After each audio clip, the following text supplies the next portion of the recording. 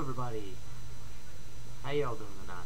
John Coffee here to do a review that was long delayed, unfortunately. I ordered this bad boy a while ago, and first order got cancelled, and then finally I ordered it, and it took a lot longer than I meant for it to get here. But it's finally here, and I'm finally going to review. As y'all know, I've been on a huge spaghetti western kick. Been eating them up left, right, and center. And I'm going to be reviewing one of the true classics of the genre, Django. The original Django, 1966, Franco Nero, directed by Sergio Corbucci. I think it's that guy's name. And funny side note about this film before I get into the review, the assistant director on this film was none other than Ruggero Deodato. So, for all you Cannibal Holocaust fans out there you go. Django was made in 1966. Like I said, stars Franco Nero. And it's about a lone gunman named Django who travels across the desert dragging behind him a coffin. I'm assuming this is probably set in Texas because they talk about the Mexican border a lot. So I'm assuming probably Texas. And he walks across the desert dragging behind him a coffin. And he stumbles upon a woman at first being attacked by a gang of banditos. Who she's half Mexican, half white, and she's running away from this Mexican, the banditos. And the banditos are killed by a group of racists led by Major Jackson. And they never officially come out and say it, but they're pretty much the KKK. And Django, guns him down, takes her to this town, where he's not greeted so warmly because of the woman. Because this town is kind of in the middle of a war between the banditos and the KKK. And Django kind of,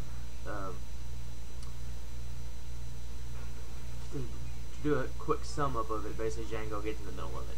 But from there what happens is he challenges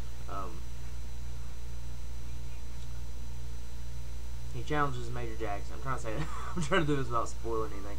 He challenges Major Jackson, and he ends up kind of helping the banditos for a bit, but then they turn on him, and it all culminates with a battle of the three of them, basically. Is the best way to do it without spoiling anything. So yeah, Django. Where to start with this film? I love this movie. It's an incredible spaghetti western. I just rewatched it, and that was the reason I was waiting on it, because I could have reviewed it already, but I wanted to wait and rewatch it before I really got in there and started talking about it. It's an incredible film. First of all, Sergio Corbucci, even though I've not seen as much of his work as I would love, is one of those guys that's right up there with, Sergio Leone, which is kind of ironic. Probably the two greatest spaghetti western directors are both named Sergio.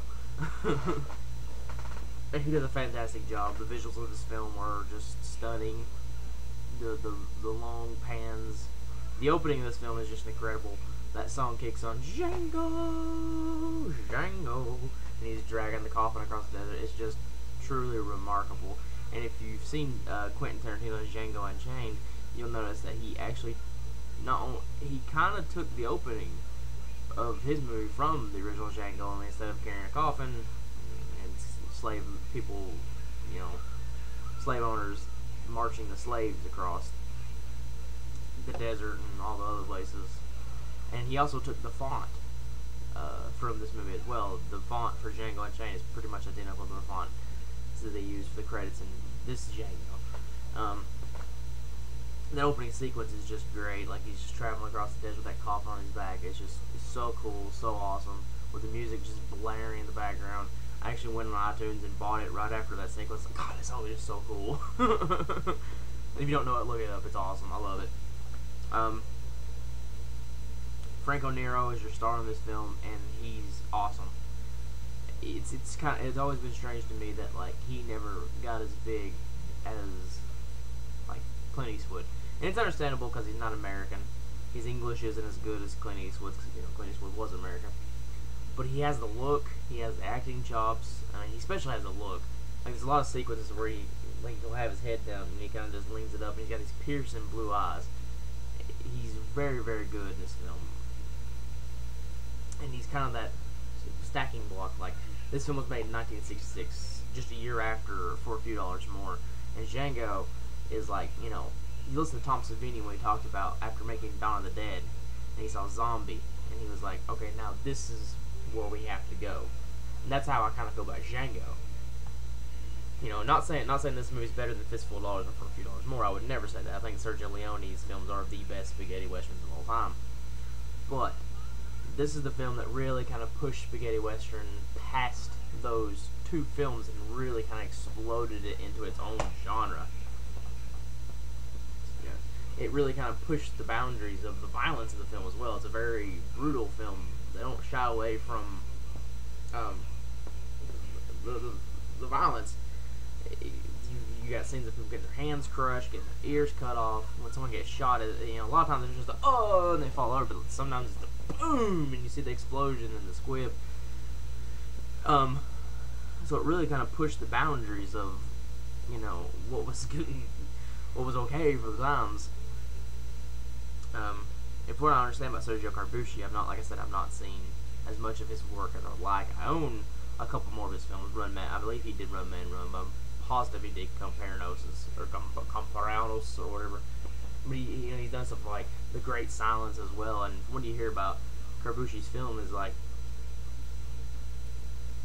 he's a darker director when it comes to spaghetti westerns. I'm not saying that, you know, Leone's light and fluffy, but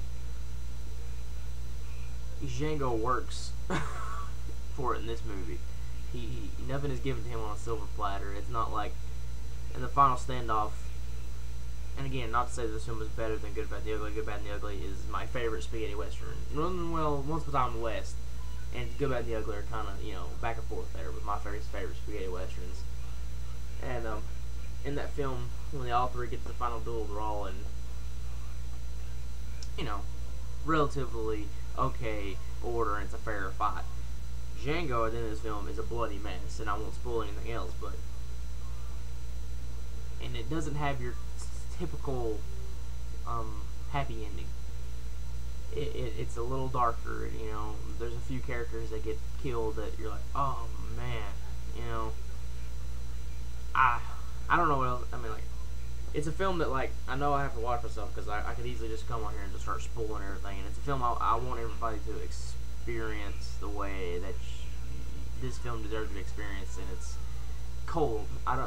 Don't look up a whole lot about it. Just go into it watching it, because there's a lot of good twists in the film, and you're kind of constantly questioning whether Django's a good guy or not, you know.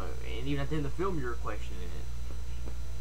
And that's the beauty of this film. And that's the beauty of spaghetti westerns compared to American westerns.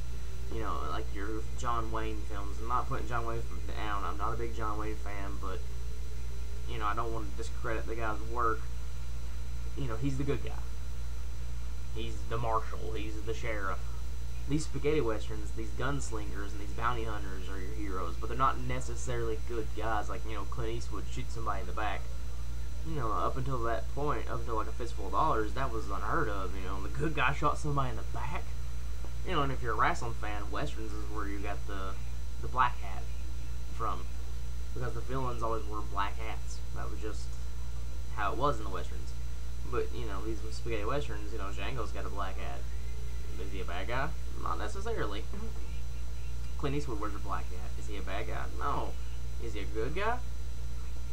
Depends on what you define as a good guy. I mean, these are the original film anti-heroes. You know, this would be, like, in my humble opinion, I think John Carpenter took a lot for, like, Snake Plissken and Escape from New York from guys like Clint Eastwood's characters in the Dollars trilogy and Django. You know, these good guys who are only good guys by circumstance. You know, they're out for themselves, but if they help somebody out along the way, well, that's a good thing, but that's not their goal. And I love that about these spaghetti westerns. I love these anti-heroes.